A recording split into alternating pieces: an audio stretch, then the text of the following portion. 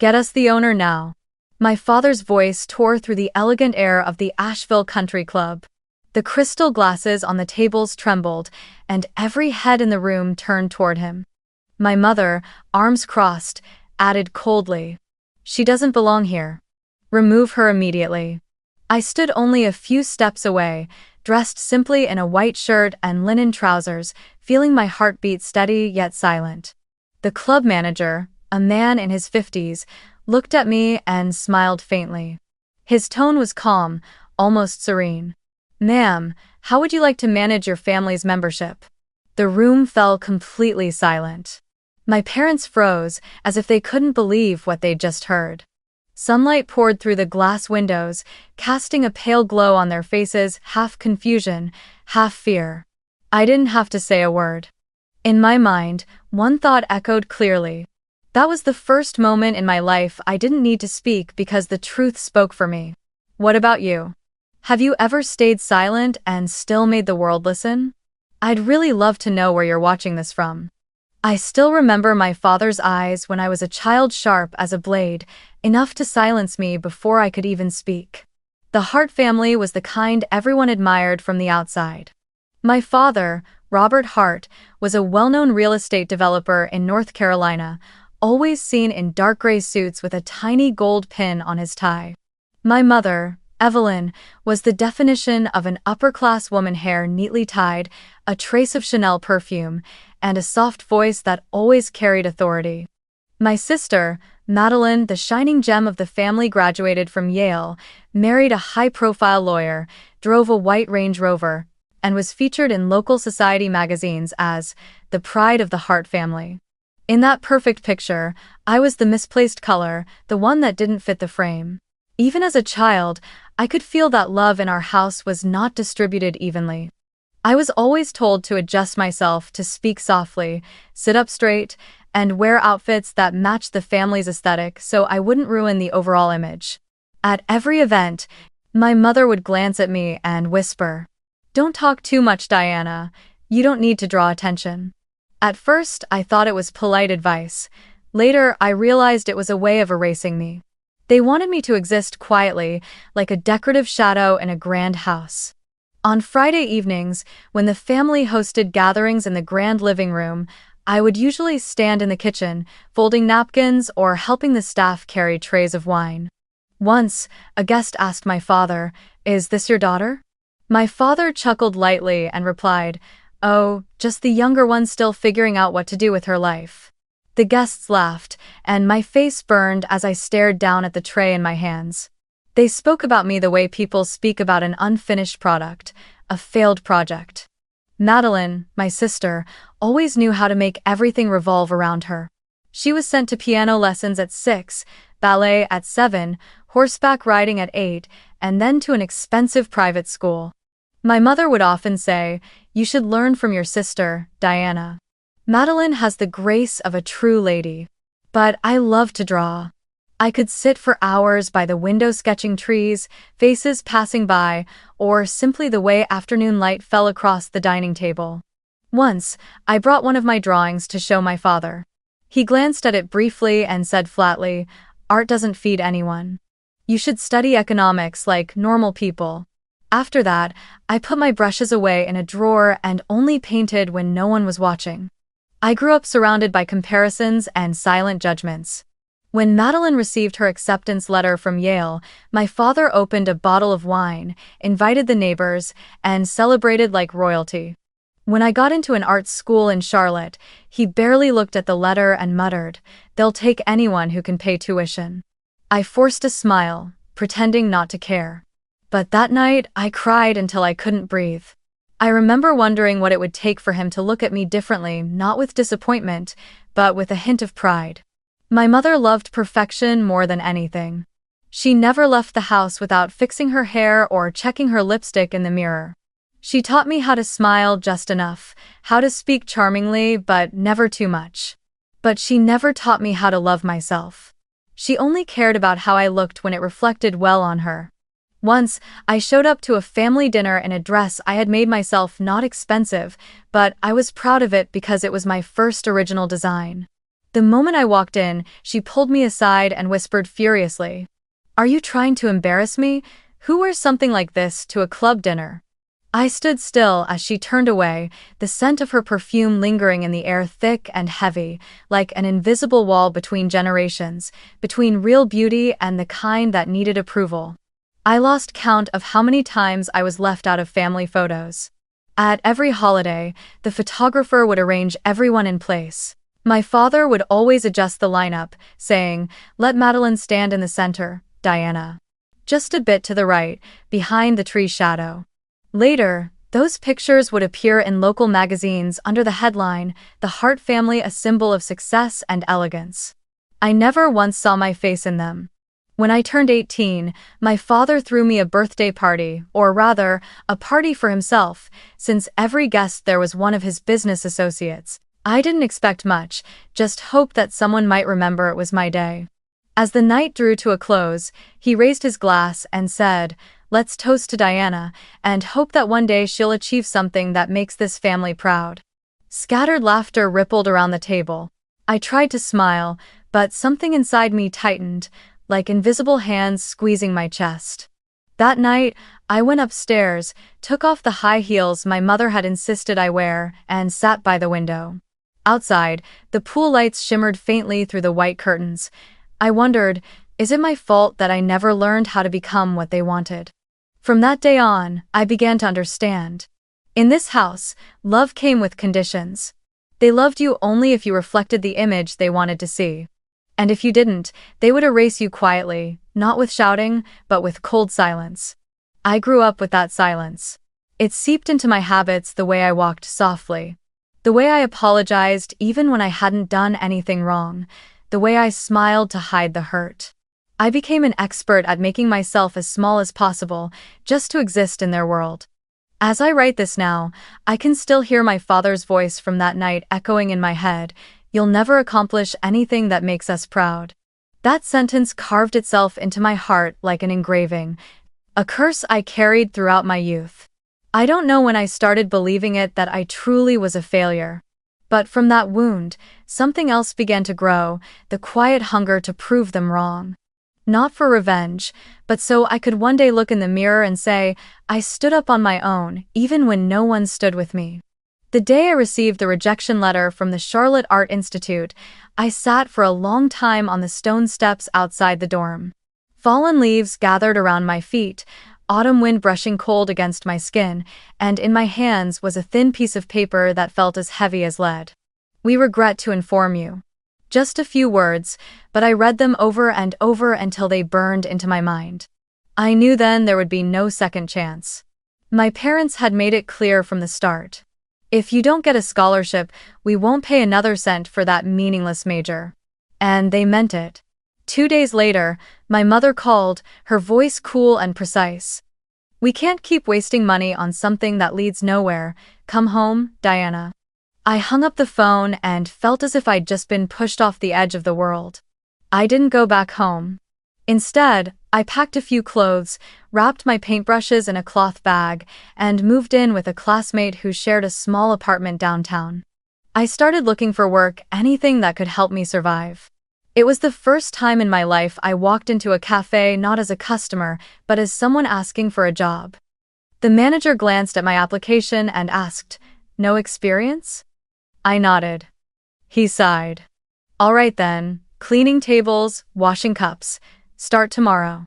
In those early days, my hands blistered from dish soap, and my back ached from standing 8 hours straight. I learned how to smile at customers even when they spoke down to me. Once, a woman in a tailored suit looked at me and whispered to her friend, "Whose daughter ends up doing work like this?" I bit my lip and lowered my head to wipe the table.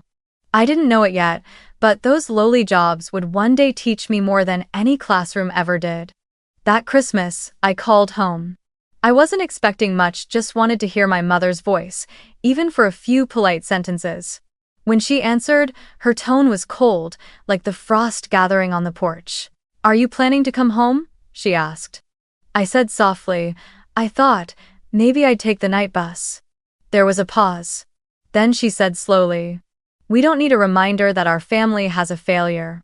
My breath caught. A moment later, all I could hear was the dull, endless beeping of a disconnected call. I stood outside the cafe porch, snowflakes melting into my hair, the smell of coffee mixing with car exhaust. Around me, the city glowed with holiday lights, yet I felt like a shadow out of place, unnecessary. I decided to leave Charlotte right after New Year's. A new city, a new beginning. Denver. I had nothing but a few sets of clothes and $600 in my pocket, just enough to rent a room half the size of my old bathroom.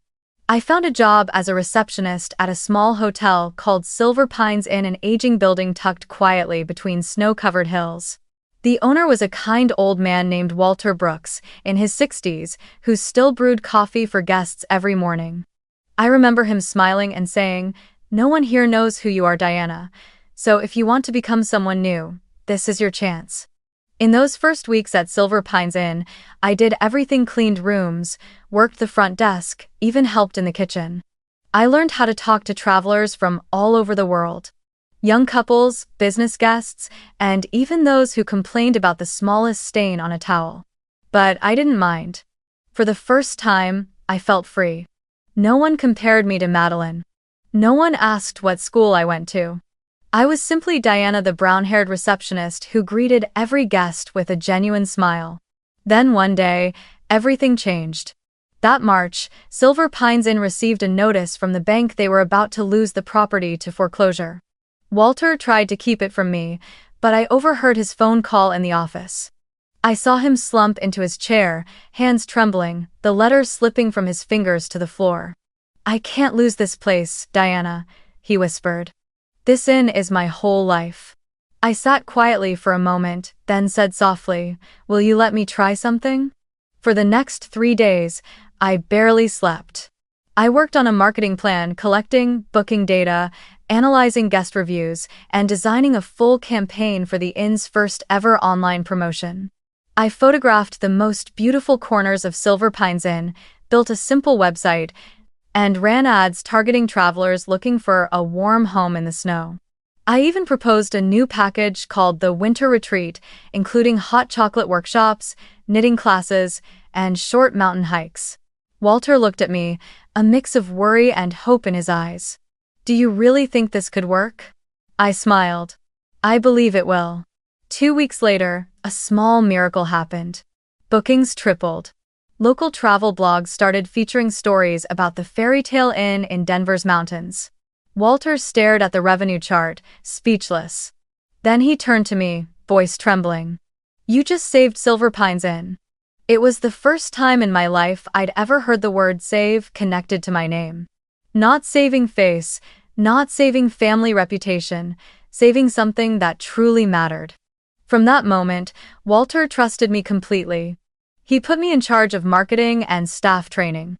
I worked harder than ever, not to prove anything to my parents, but because, for the first time, I actually felt capable.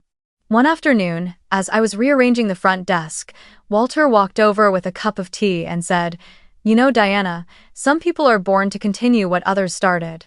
But some are born to start something entirely new. You're the second kind."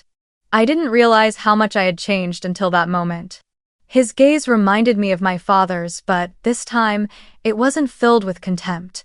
It was filled with faith. A few months later, Walter called me into his office. He set a folder on the table. "I want you to look at this," he said. Inside was a proposal for a small consulting company to help boutique hotels restructure their business models. "I'm getting old," he chuckled, "and I need someone to carry this forward. If you agree, we'll build it together. Harborstone Hospitality Group. How does that sound?" I looked at him, feeling a door open inside my chest. I didn't know if it was destiny, but I knew one thing for sure: I would never go back to being someone else's shadow again. That night, I went back to my room and opened the paintbrushes I had hidden away for years. I painted Silver Pines Inn under the glow of falling snow, and at the bottom of the canvas, I signed my name without trembling, without hesitation. Diana Hart. No longer the name whispered at family dinners, but a name that was beginning to mean something on its own. As the night wind swept through the window, I whispered to myself, "This path may not have anyone's approval, but at least it's mine." And in that moment, I knew the wound from all those years of being dismissed was finally beginning to heal, not because of anyone else, but because of my own hands. Harborstone Hospitality Group was born in a small room on the third floor of Silver Pines Inn with 2 old desks, 1 battered laptop, and more dreams than I dared to say aloud. Walter sat across from me as I signed the registration papers. He smiled and said, "That's it, we're official. Let's begin, partner." I remember laughing, tears welling up at the same time. From a girl who had once been thrown out of her home for studying art, I now had a company of my own, small, but truly mine. No one could take it away. Walter handled finance and investor relations, while I managed analysis, negotiations, and operational redesign for struggling hotels on the verge of collapse. In the early months, our company had just 3 people: Walter, me, and a college intern running our social media page. Our first project was an old hotel in Savannah, Georgia. The place was falling apart, peeling walls, demoralized staff, empty rooms. I arrived in a cheap gray suit, carrying a suitcase full of reports and drafts. The owner, an older woman, looked at me skeptically and said, "I've had consultants before, dear. They all failed. What makes you any different?" I smiled softly and replied, "I don't think. I'll show you." 3 months later, the hotel's revenue had doubled. Tourists started checking in again, and the name Harborstone appeared for the first time in a regional business magazine. Walter called it our first miracle. I called it my second chance at life. After Savannah, we took on projects in Nashville, Charleston, and New Orleans. Each city came with its own story, its own challenge. I learned how to negotiate with investors, worked 16-hour days, and often slept in half-renovated hotel rooms. I grew used to the smell of fresh paint, the drilling sounds, the late-night cleaning crews. People began calling me the fixer, the woman who turned things on the brink of collapse into something worth saving. But deep down, I still carried an empty space inside, a quiet absence my family knew nothing about, and maybe they never cared to. When I was 28, Walter suffered a mild stroke. His recovery was slow, and he had to take time off work. Before leaving, he rested his hand on my shoulder and said, "You're ready to lead on your own now. Don't be afraid to grow up, Diana." I watched him walk out of the office, and for the first time, I realized I was no longer the receptionist. I was the one in charge.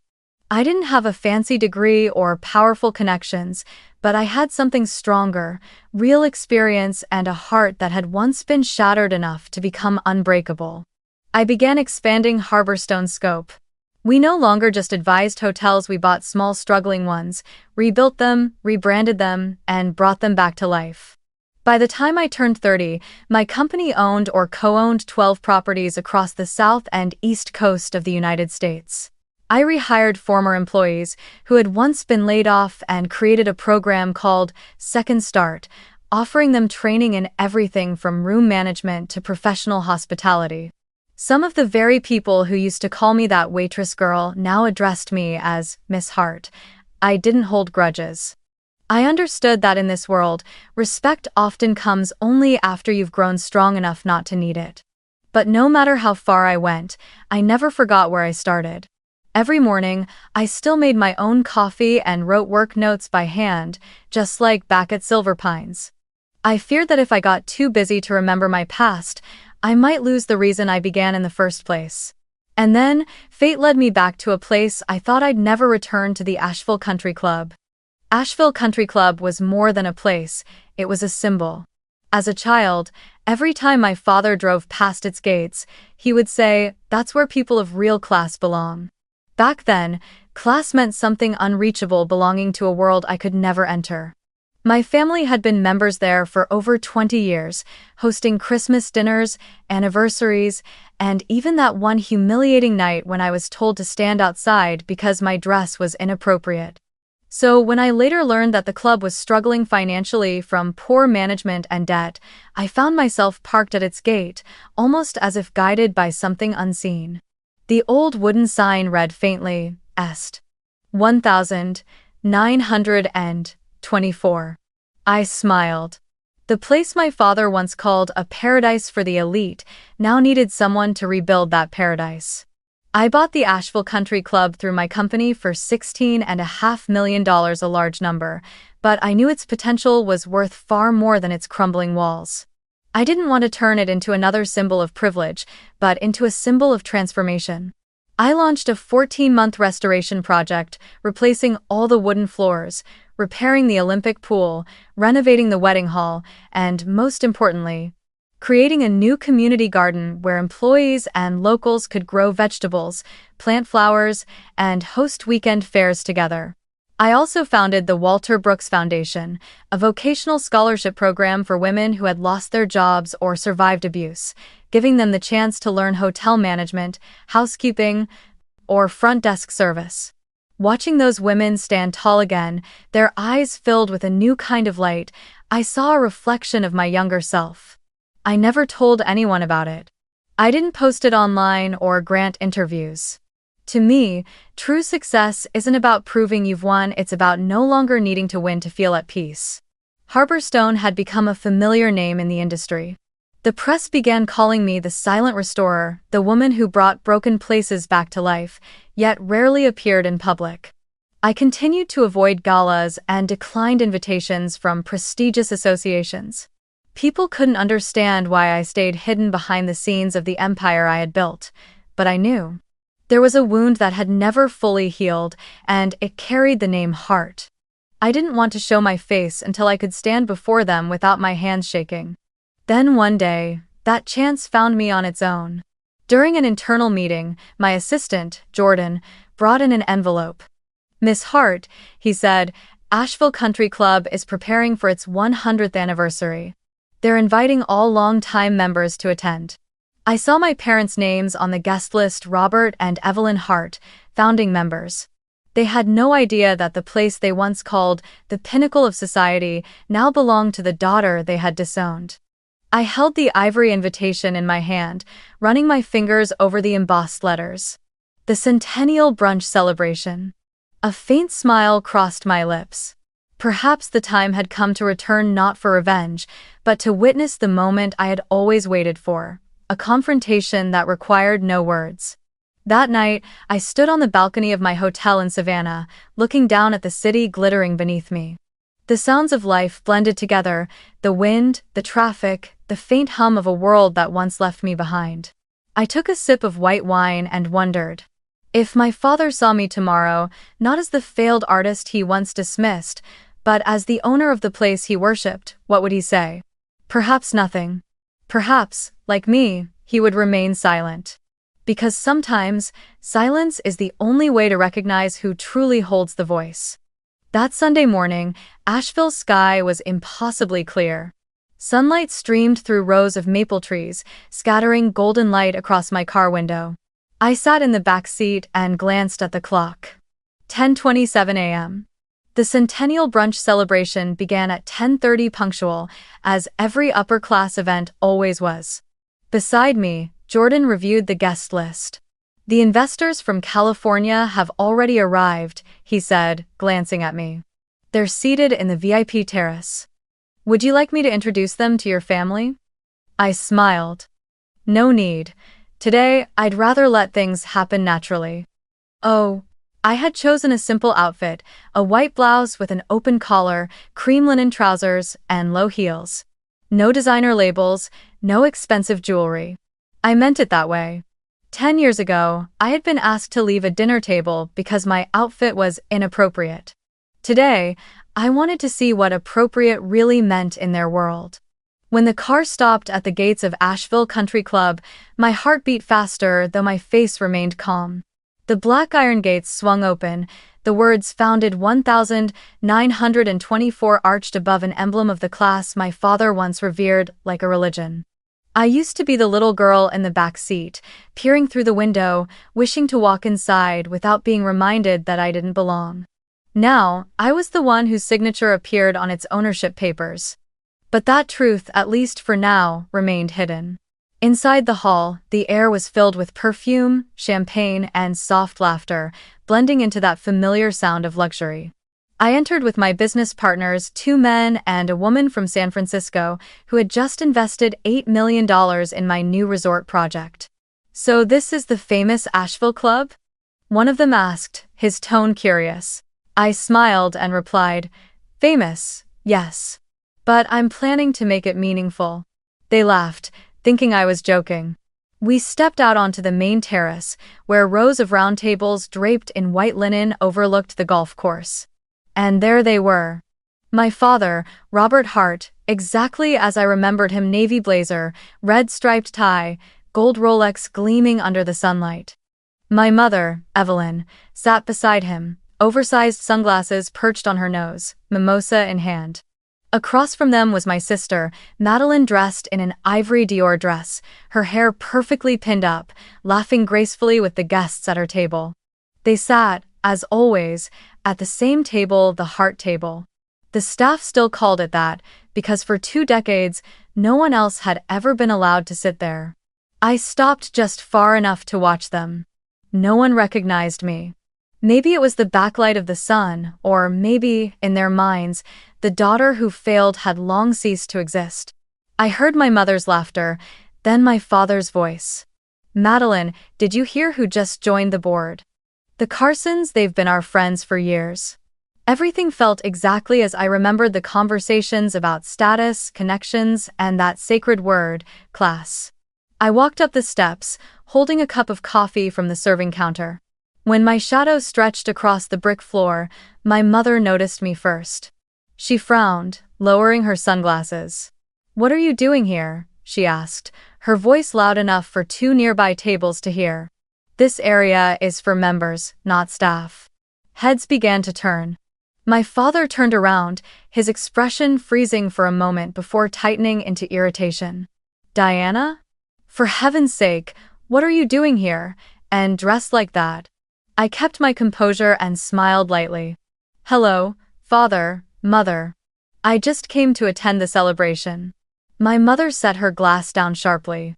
"Attend the celebration? You think you belong here? This is for people who are appropriate." She left the last word hanging, unwilling to say the truth out loud that she meant people who belong. "I was invited," I said calmly. "By whom?" My father cut in, his tone slicing through the air. "I don't recall inviting you. Who would invite someone like you?" I looked straight into his eyes but said nothing. In that instant, I saw what I had feared all my life, the disdain carefully hidden beneath the mask of civility.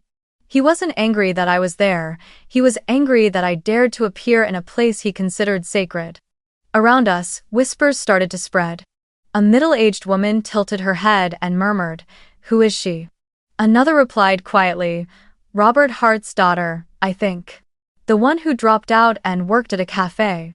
Laughter rippled faintly through the air, sharp and soft at once. I heard every word, but I didn't respond.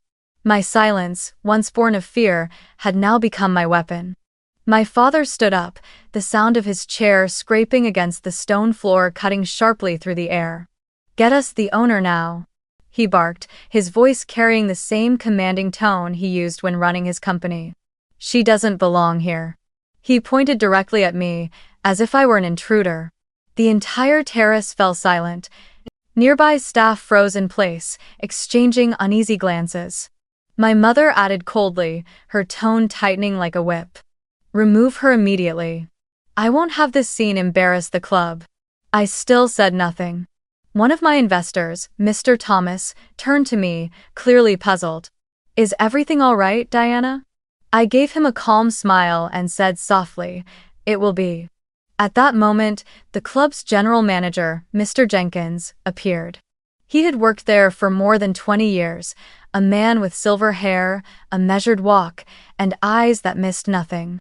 He approached, giving a polite nod to my father. "Is there a problem, Mr. Hart?" My father jerked his chin toward me. "My daughter, or rather, the woman who calls herself my daughter, is disturbing the members. I demand that you bring the owner here immediately." Mr. Jenkins looked at me for a long moment, then smiled. That smile froze the air itself. Adjusting his tie, he turned to my father and said, "Sir, the owner is present." And He paused, speaking slowly, clearly. She's standing right in front of you. The air seemed to thicken instantly. Somewhere, a metal spoon dropped onto a plate with a sharp clang. My father frowned, a disbelieving laugh escaping his lips. What did you just say, Mr. Jenkins maintained his calm smile, then turned toward me with quiet respect. Ma'am, he said gently, would you like to manage your family's membership yourself? The words echoed through the suffocating silence. My mother suddenly rose from her seat, her face strained of color. Madeline's mouth fell open, her lips trembling as if to speak, but no sound came out. And my father, perhaps for the first time in his life, looked utterly undone. He took a step back, his eyes wide, struggling to grasp what he had just heard. What are you saying? I stood still, my hand resting lightly on the coffee cup, the sunlight reflecting off it in soft shades of amber. I didn't need to speak. Everyone was already looking at me not as the disgraced daughter anymore, but as the woman who had just shattered everything they thought they knew. Whispers rippled through the crowd. She's the owner? No way. I heard Hartley Hospitality Group bought this place, but she's a Hart? The murmurs rose and fell like waves against the marble walls. My father, still struggling to regain his composure, jabbed a finger toward Mr. Jenkins, his voice sharp and shaking. This is ridiculous. Bring the real owner here. Now. But Jenkins simply inclined his head slightly and replied, I am speaking to the real owner, Mr. Hart. And I would advise you to be careful with your words when addressing a client, especially when that client happens to be your employer. The entire terrace fell into absolute silence. Every sound, the chatter, the glasses, even the rustling of leaves seemed to vanish. I looked around and saw on my father's face the mix of confusion and humiliation he had once made me feel for years. My mother turned her head away, and Madeline lowered her eyes. I just stood there, calm and steady, realizing that every wound from my past was now being answered not with vengeance, but with silence. In my mind, my own voice echoed, quiet and clear. This is the one moment in my life when I don't need to speak because the truth is speaking for me. As I looked at my parents, frozen in disbelief during that fateful brunch, I understood some wounds don't need revenge. They only need to be exposed to the light. The air on the terrace felt dense, as if the entire world had stopped breathing. I remained where I was, my hand resting on the now cold cup of coffee, sunlight refracting through it like a shard of glass. Every gaze in the room was fixed on me, part curiosity, part fear, and mostly disbelief. My father stood motionless, his face turning pale. My mother held her chin high, but her eyes betrayed her confusion. Madeline stared at me, her lips moving faintly, but no words came out. I slowly set the cup down on the nearest table, adjusted the cuff of my white shirt, and took a single step toward them. If you're looking for the owner, I said, my voice calm and steady. You're looking at her. I'm the one you demanded to see. The words fell into the silence like a stone breaking the surface of still water. My mother let out a nervous laugh, half mockery, half disbelief. Diana, what are you saying? This isn't something to joke about. I met her gaze. Mother, I'm not joking. I'm the new owner of Asheville Country Club, and I don't recall signing any invitation for people who don't respect me. The sentence sliced through the air like a blade. A shocked "oh my God" escaped from a nearby table. Someone dropped a fork, the metallic clang punctuating the stillness that followed. My father's hand trembled, fury and disbelief colliding across his face. That's impossible, he rasped. You're talking nonsense. This is a private club, owned by the board, not. I cut him off, my tone firm but measured. Owned by me. The board only manages operations. Ownership belongs to Harborstone Hospitality Group, and I'm the one who leads it. I saw my father take a small step back, as if he had lost his balance. He turned to my mother, as though waiting for her to deny what he had just heard. But she said nothing, she only looked at me with a stunned, almost frightened expression, like she was staring at a stranger who happened to wear her daughter's face. Jordan, I said quietly. From the table behind me, my assistant stepped forward, holding a brown leather portfolio. He opened it, pulled out a thick stack of documents, and placed them neatly on the table. "Mr. Hart," Jordan began, his tone calm and professional. "According to the official records, Harborstone Hospitality Group acquired full ownership of Asheville Country Club 8 months ago for $16.5 million. Since then, Mrs. Hart has reinvested an additional $7.8 million into renovations, expansions, and operational restructuring. Jordan handed my father the file stamped with the red seal of our legal firm. My father took it, but his hands trembled so much the papers quivered between his fingers. He skimmed through the pages, then froze when his eyes reached the bold print of my name. Diana Hart, Chief Executive Officer, Harborstone Hospitality Group. A low murmur rippled through the terrace. An older man at a nearby table whispered, "She's Robert Hart's daughter?" "I thought they only had one." A woman beside him replied softly, "Maybe this is the one they never talk about." I heard every word. I wasn't angry, just strangely detached. For the first time, I realized I hadn't only been erased by my family, but by society itself. I took another step forward, my voice lowering. "I know that to many of you, I've always been the disgraceful daughter of the Hart family, the one who dropped out, served coffee, worked front desks, lived a life without prestige. But maybe that made everyone forget something simple, that a person's worth isn't measured by where they sit, but by how they rise after being knocked down." No one spoke. I turned to my parents. "Father," I said evenly, "if I had come here today as an ordinary guest, or worse, as one of the staff, would you treat me any differently? Would you look at me as a person? Or would it be the same contempt I've seen all my life?" He opened his mouth to speak, but the words didn't come. My mother whispered, her voice trembling, "Diana, what are you doing?" I met her eyes. "Nothing, Mother. I'm just standing still for the first time in my life, exactly where I deserve to be." A few members of the club's management appeared, standing quietly behind Jordan as silent confirmation. Mr. Jenkins, the general manager, nodded toward me. "Mrs. Hart," he said respectfully, "all documents and contracts are valid. You are the legal owner of Asheville Country Club." Then he turned to my father, his voice soft but deliberate. "It's an honor to serve your daughter, Mr. Hart." For the first time, I saw my father no longer as the powerful man I had grown up fearing, but as a small lost figure standing in a world he once ruled. His face flushed red, but his eyes were hollow. "Impossible," he muttered under his breath. This girl. I stepped closer, stopping just an arm's length away. "Yes, this girl," I said quietly. "The same daughter you once said would never make this family proud." A sigh escaped from a nearby table. Someone shook their head.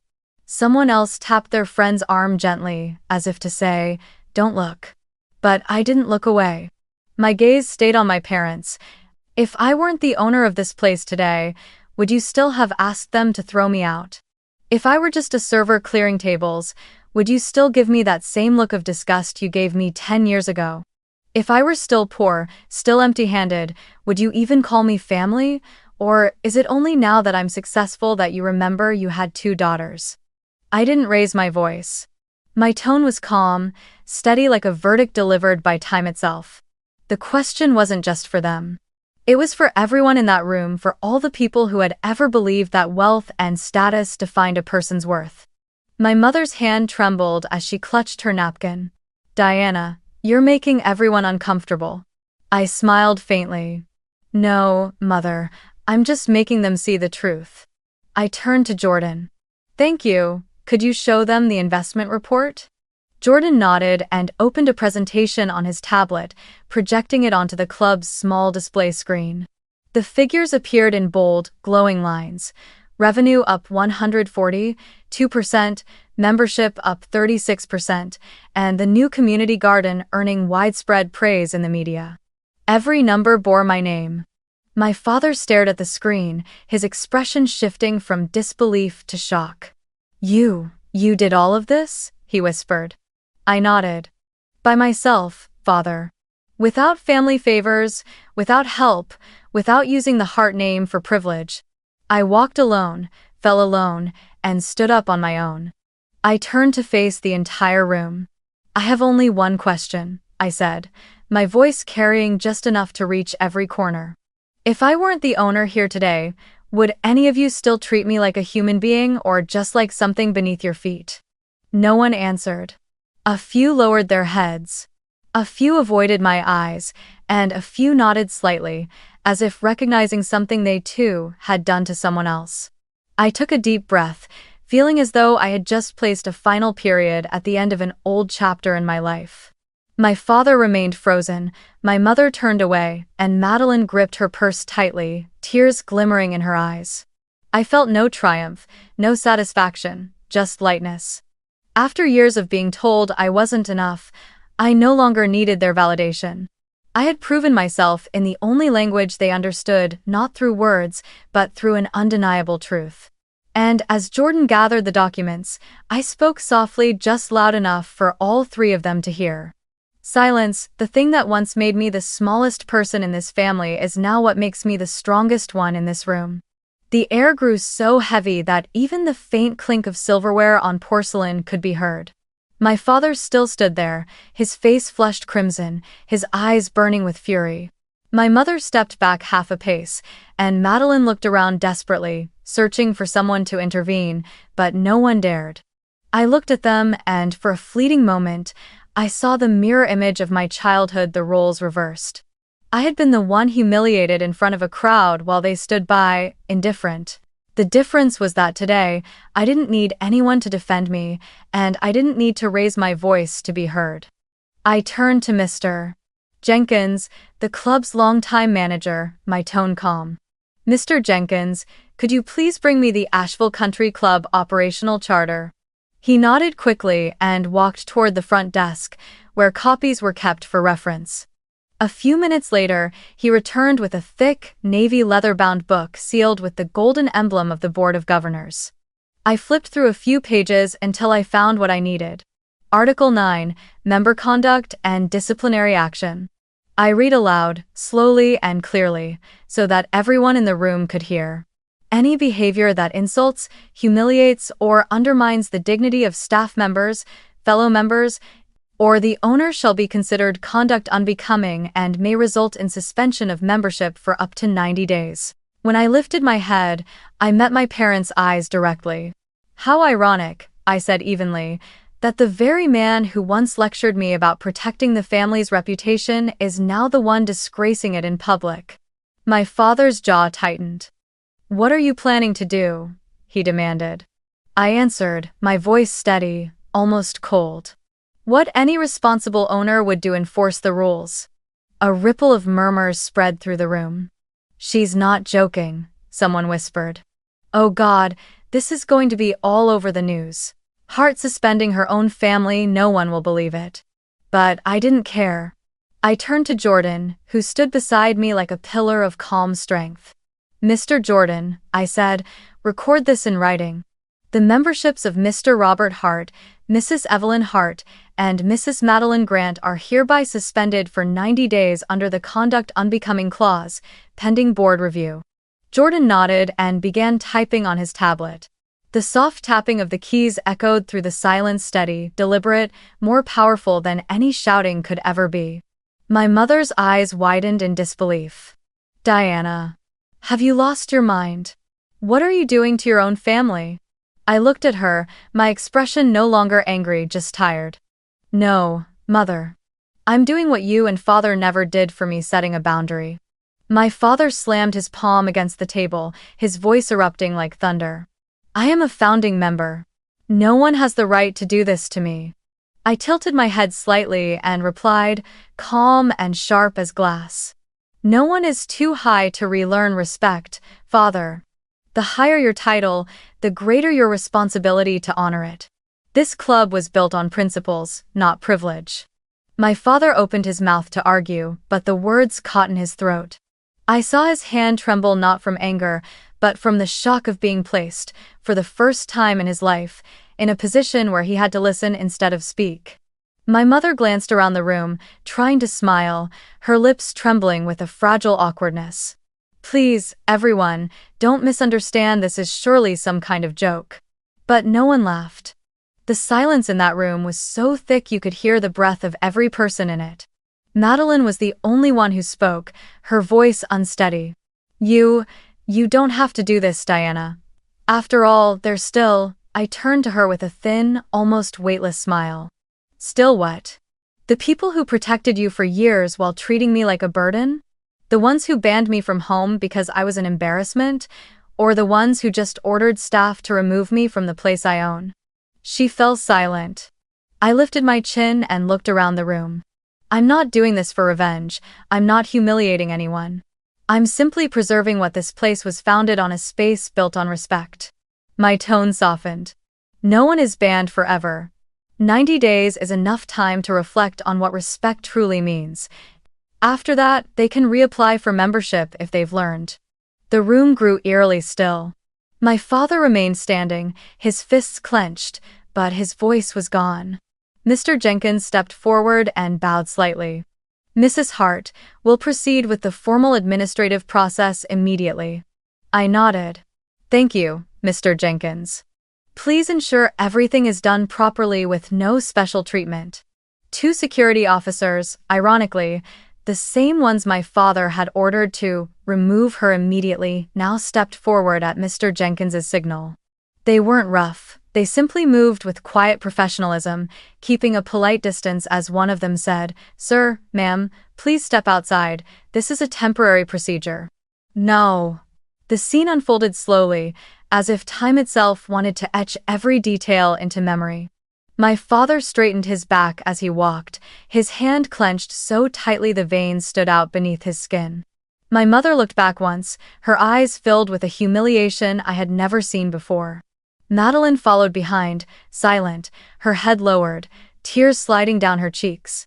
When the great wooden doors closed behind them, the sound echoed through the marble hall, sharp, final, reverberating against the stone walls until it faded into quiet.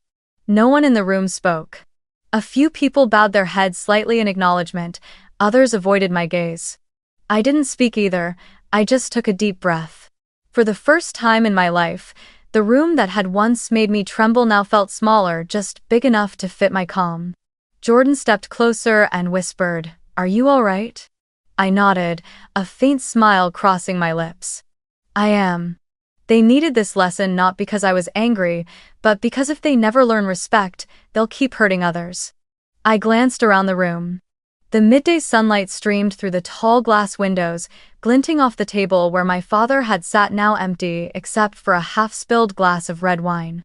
I walked over and placed my hand gently on the edge of that table, as if closing a chapter. When they walked out, I said quietly to Jordan, it wasn't just their membership that was suspended, it was their old sense of power. And maybe that's the real justice. The brunch slowly resumed. The jazz music returned, the guests began to eat again, but something in the air had shifted. I sat at a nearby table with my investors and poured a bit of champagne. Mr. Thomas raised his glass, his expression a mix of awe and respect. That was impressive, he said. I smiled. No, that was necessary.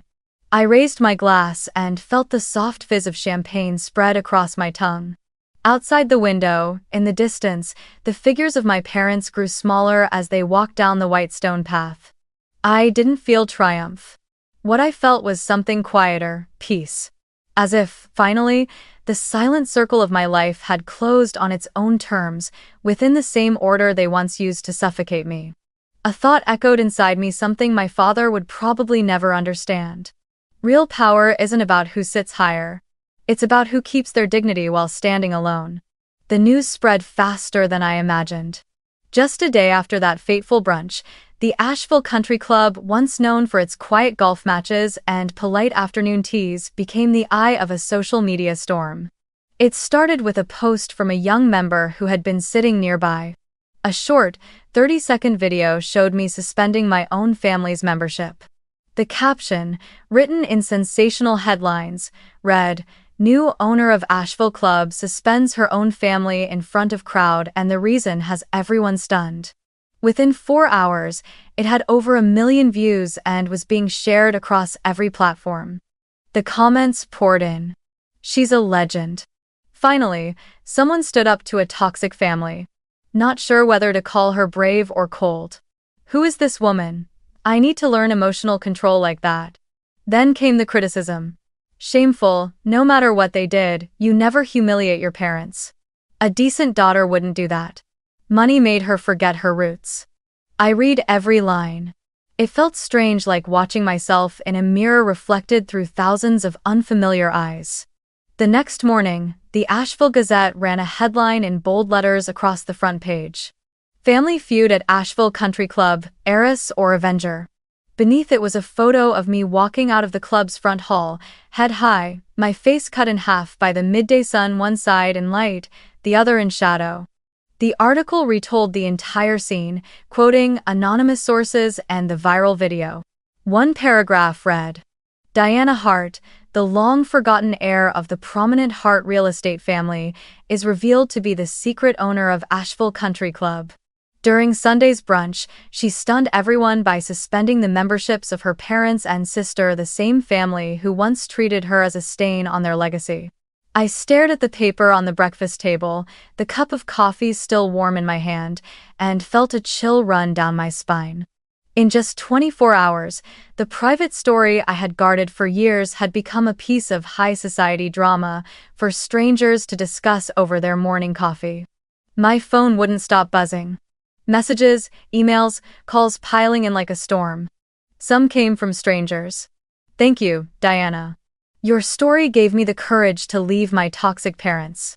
Another wrote, you're cruel. Even if they were wrong, they still gave you life. My company inbox flooded with interview requests, speaking invitations on women in leadership, and even a publisher reaching out to offer a book deal, sign a memoir while the story is hot. I sat in my office staring at the screen, seeing my name everywhere. Diana Hart, once dismissed by my family, had suddenly become a two-sided symbol, feminist and rebel. Strangely, both labels left me feeling empty. The phone rang again. The caller ID read, Dad. I hesitated for a few seconds, then answered. His voice came through hoarse with anger. Do you think you can defame us like this without consequences?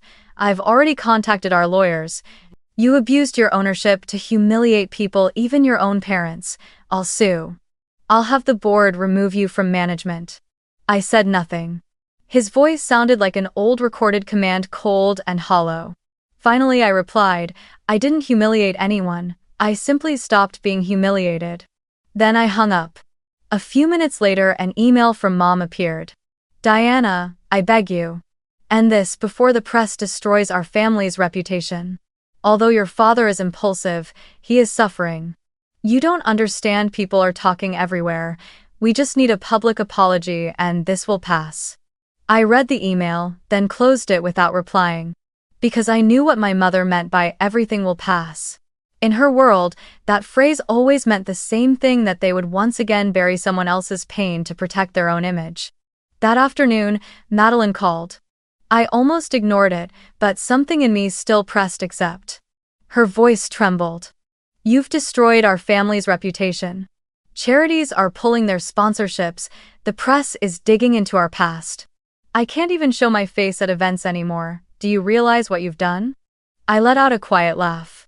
I only reflected what they once did to me, Maddie. The difference is, this time, the world saw it happen.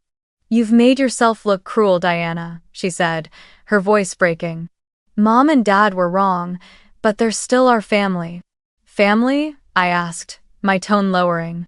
You mean the people who told me not to appear in the family Christmas photo because I threw off the balance? Or the ones who banned me from coming home because they didn't want the neighbors to know I worked as a receptionist? There was a long silence. Then Madeline whispered, small and shaky. You don't understand. We were raised to always protect appearances, and you chose to destroy that. No, Maddie.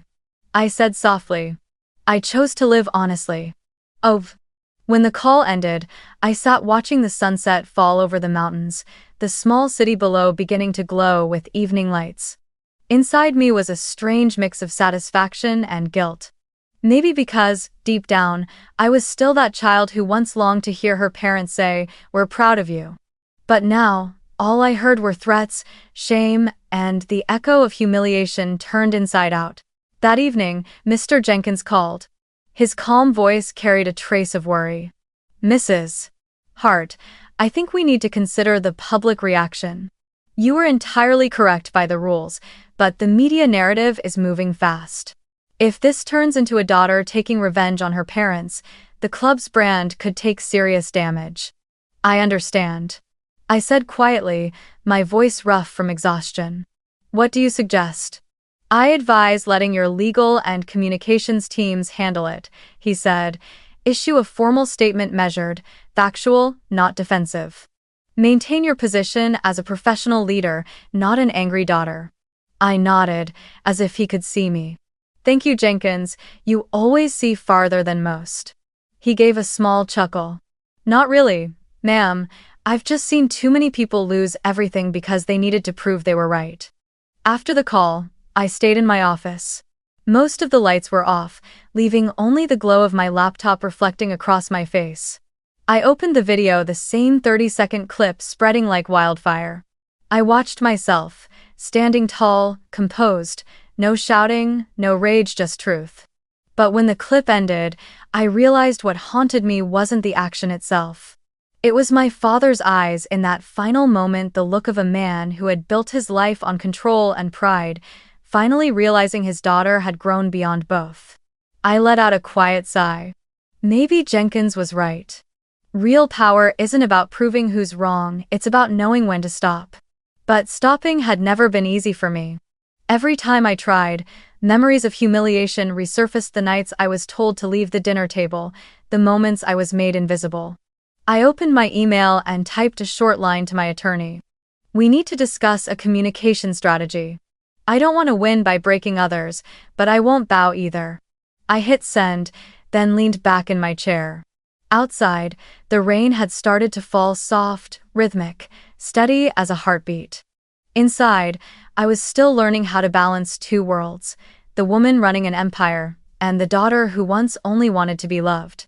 3 days later, I sat in the small conference room of Harborstone Hospitality Group on the 14th floor, staring out the glass wall toward the misty green hills of Asheville. The morning was damp and hesitant, as if the sky itself couldn't decide between rain and sun, just like me, caught somewhere between justice and compassion. On the table, my laptop was still open to a headline. "Asheville Club owner faces potential lawsuit from her own family." Beneath it were hundreds of divided comments, some defending me, others condemning me. I closed the laptop, took a deep breath, and reminded myself. Now, I had to think like an executive, not a daughter. Across the table sat Sarah Chin, my lead attorney, her hair pulled neatly back, her tone calm and measured as always. "Diana, we need to discuss our next steps," she said, sliding a thick folder toward me. "Mr. Roberts' lawyers have officially filed notice. They're invoking the clause on conflict of interest between the owner and founding members, claiming you abused authority." I flipped through the papers. They cited every regulation, every technicality, every loophole they could find. It was classic my father. When he lost control, he turned to law. I looked up. "And their chances?" Sarah gave a slight shrug. "Low. You acted within your legal rights. But the issue isn't about winning, it's about optics. A public family lawsuit makes you look vindictive." Marcus, my financial advisor and Sarah's longtime friend, leaned forward. "I see 3 options," he said. 1. Stay firm. We file a countersuit, prove they violated club conduct policies. You'll win, but it'll drag on for months, maybe years, and the media will feed on it. 2. Conditional reduction, require a public apology and a mediated reconciliation. Keeps your boundary, but softens your image. 3. He paused, meeting my eyes. Sell the club, cut it all off. Step out of their orbit, out of the money, the power, the legacy. You could reinvest anywhere else. At its current valuation, you'd double your profit. The room was silent. I rested my elbows on the table, staring down at my hands, the same hands that once scrubbed hotel floors and worked espresso machines, now steering a network of assets worth tens of millions. I had come so far, and yet, at the mere mention of my parents, something inside me still stirred. Sarah tilted her head. I know you don't want to sell, but keeping the suspension means open war. The press will turn it into a morality play, filial duty versus rebellion. I gave a faint smile. I don't want a war. But I'm not running either. I stood and walked toward the window. Outside, the lavender rose in the community garden I built for women rebuilding their lives were in full bloom. I remembered that afternoon teaching them how to write a resume, the light in their eyes when someone finally called them by name. I hadn't bought the club to strike back at the past, I bought it to transform a place that once excluded me into one where anyone could belong. Turning back, I spoke slowly. We'll go with the second option. No revenge. No humiliation, but clear boundaries. I want them to understand this isn't about money, it's about respect. Sarah nodded, relief softening her face. Good. We'll draft the reconciliation terms. But Diana, be ready. They might refuse. I know, I said. But if they do, at least this time their daughter will be the one setting the conditions, not the one begging for them. Vide. That afternoon, I sat alone in my office as the sunlight faded across the wall. I opened my laptop and began typing a letter to my father. Each word, each period, came with a pause. I didn't want it to sound like an ultimatum, but I couldn't let him mistake firmness for weakness. Dad, I don't need an apology about money, nor do I want you to make things normal again. Because normal, to you, means I bow my head. I won't do that anymore. I only need one thing, that you acknowledge I deserve respect not because I own the club, but because I am a person. If you truly wish to restore your membership, send an apology in writing not for me, but for yourself. Diana. I read it over several times. There was no anger in it, only conviction. Then I hit send. When the message disappeared from the screen, I felt lighter but also strangely hollow. I knew there wouldn't be a reply. Maybe there never would be. But at least, after 10 years, I had finally written what I'd needed to say. 3 days passed with no word. I buried myself in meetings with the design team for our new hotel project, but my thoughts kept drifting back to Charlotte, to that big white fenced house with the stone walkway I used to shovel as a child. I wondered what my parents were telling the neighbors. Were they saying that their artist daughter had turned into a cold-hearted businesswoman, or were they pretending I still didn't exist? On the 4th day, as I was leaving the office, Jordan approached me with a cream-colored envelope in his hand. Hand, delivered from Charlotte, he said, his expression calm but his eyes uneasy. I took it, feeling a tightness in my chest. The handwriting on the front slanted, bold, unmistakably familiar, Robert A. Hart. Inside was a single sheet of paper, plain and deliberate, the handwriting firm and unembellished. No excuses, no justification, just 4 words. We were wrong, Diana. Completely. 4 words that ended 10 heavy years. I read them over and over until I knew them by heart. For the first time, he didn't say I, he said we. A quiet acknowledgement that the fault had never been mine alone. I sat down, still holding the letter, and felt something strange. I didn't cry. There was no triumph, no satisfaction, just stillness, light as a long exhale. I called Sarah. Cancel the litigation, I said, and prepare to reinstate their membership. But this time, they'll have to sign the new conduct code, the same rules that apply to everyone else, no exceptions. Her voice softened, a smile beneath the words. I understand. It's not about winning anymore, is it? No, I said, gazing out the window as the evening light spilled gold across the empty golf course. It's about learning to redefine power. Because for me, power was no longer about making others fear me, it was knowing when to stop and still being able to stand tall while forgiving. A month later, Asheville had slipped gently into early autumn. The leaves were turning pale gold, brushed with hints of red like watered-down wine. The air carried a faint scent of wood and lavender, the same scent that always took me back to those mornings I used to brew coffee in a tiny apartment years ago. Today, I returned to the golf course not for a meeting or a gala, but for something far more personal. The first community lunch I had initiated. It was an idea I had dreamed of for a long time, a shared meal for all staff and their families, where everyone sat at the same table. No ranks, no uniforms, no owners or servers. Once a month, the club would close its doors to members for a few hours and open them to the people who truly built its value. I wanted to erase the line between those who are served and those who serve, a line that had been used to measure my worth for half my life. As I stepped into the main hall, the warm aroma of food filled the air: roast meat, fresh garden salad, apple pie.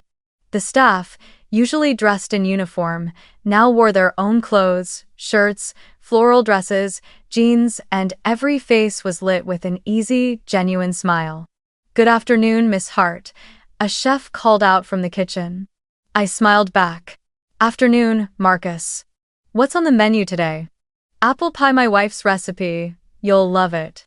Laughter rippled through the room, light, natural, nothing like the tense silence of a month ago. Jordan approached, holding a clipboard. "Everything's ready," he said. "Mr. and Mrs. Hart have arrived too. They're seated in the back row." I nodded quietly, saying nothing. Even after reading their short letter of apology, I wasn't sure I was ready to face them. A part of me still needed the distance, not out of anger, but out of fear that old emotions might come rushing back like a wave I wasn't prepared to meet. I walked out to the terrace, where rows of wooden tables had been arranged neatly. In the center stood a long table for the short ceremony we'd planned, a presentation of the new internal scholarship fund I'd created for employees' children with outstanding grades. I saw familiar faces: the kitchen crew, the managers, the cleaning staff, the security guards. They sat together, eating, talking, the sound of children laughing echoing between the tables. When the lunch began, I stood up and took the microphone. "A month ago," I began, "this place was the center of controversy. But today, I don't want to talk about that. I want to talk about the people who truly bring this place to life." I paused, scanning the room. We all know a place isn't defined by its furniture or the wine it serves, but by how people treat one another. And today, I want us to begin again, not just as a club, but as a community where everyone belongs. Applause broke out, soft at first, then growing warmer. Out of the corner of my eye, I saw my mother in the back row wearing a beige knit cardigan, no makeup, no familiar Prada bag. Her face looked tired but peaceful. Beside her sat my father, in a gray shirt, no tie, holding a glass of water. Both of them sat quietly, listening. After I finished my speech, I stepped down and blended into the crowd. Many of the staff shook my hand, some hugged me, thanking me with eyes that glowed with sincerity. A little girl ran up and handed me a tiny paper flower, whispering, "My mom works in the laundry room. Thank you for the scholarship." I knelt down to take it, smiling more naturally than I had in years. And just then, I noticed my mother standing nearby, watching the scene with an expression I had never seen before, like she was witnessing something she had never truly understood her whole life. As everyone began to eat, I heard slow footsteps approaching behind me. My father's voice came, low and rough. "You did something I never could." I turned around. He stood tall, hands in his pockets, but his eyes no longer held the fire of a man desperate to win. They held the quiet acceptance of someone learning how to lose with grace. All my life, I only knew how to build things: houses, companies, clubs, but I never knew how to build trust. He paused, glancing around at the staff chatting and laughing together. "You figured it out." I gave a small nod, my smile faint but steady. "I just learned that power doesn't come from a name or a fortune, it comes from how you treat people." He looked at me for a long time, then nodded slowly. "I used to think respect was something people owed me. Now I realize it's something you have to give first."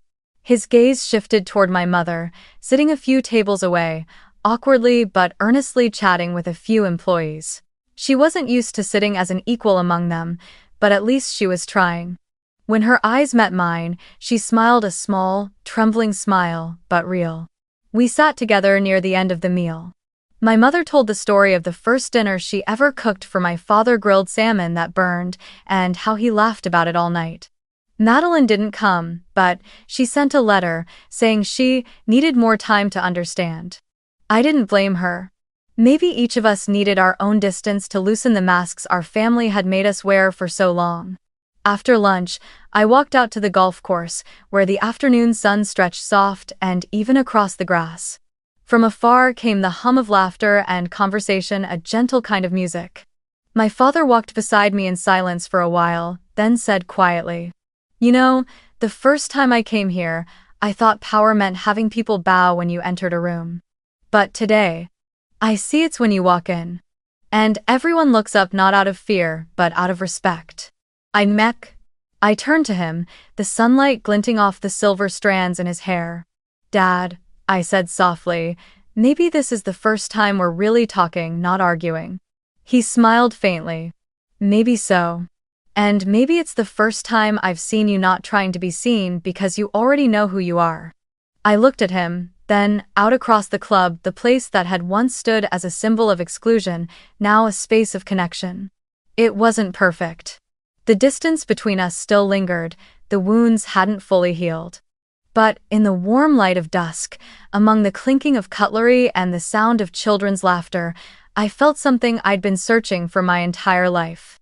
They were finally listening. Night had fully fallen by the time everyone left. The air over the golf course was unnervingly still, only the whisper of wind through the trees and the soft chirping of crickets by the lake.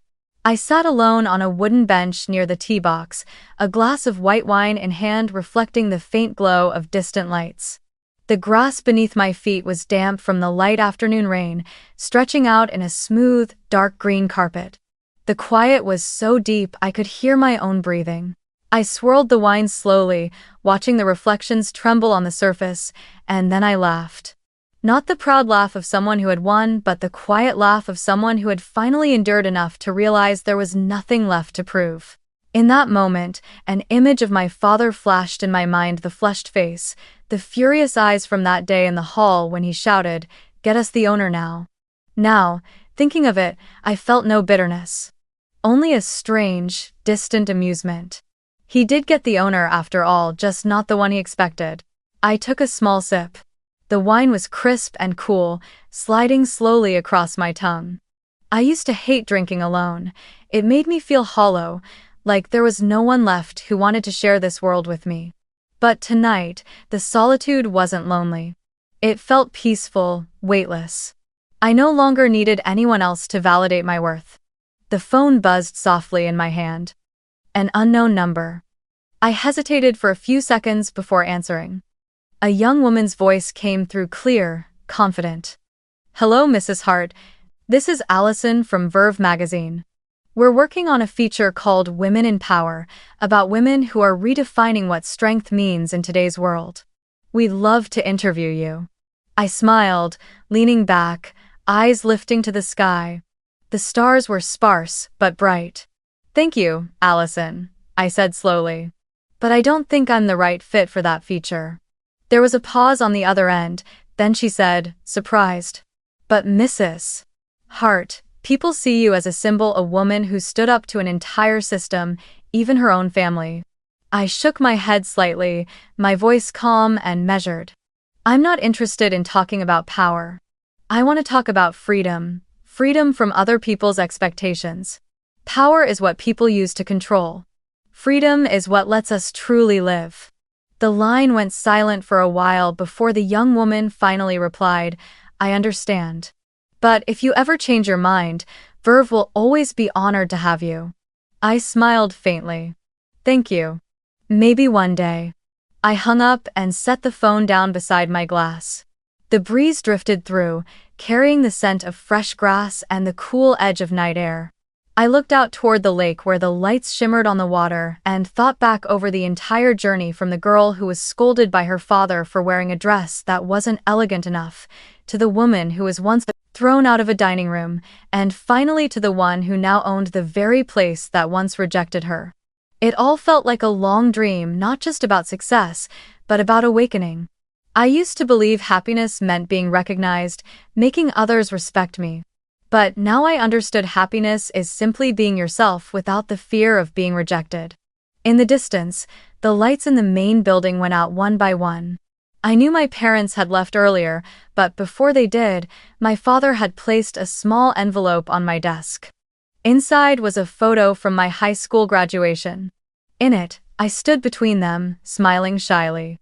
Behind us, the sun was setting, casting a soft orange glow across the sky. On the back of the photo, in his firm handwriting, he had written just 3 words. "We're learning." I traced the words with my fingertip. Maybe this was his way of apologizing again, not with explanations, but with acknowledgement. And maybe that was all I had ever needed. I stood up, picked up my car keys, and began walking. The grass was slightly damp beneath my shoes, mud splashed faintly against my heels, but I didn't mind. The Asheville night was quiet.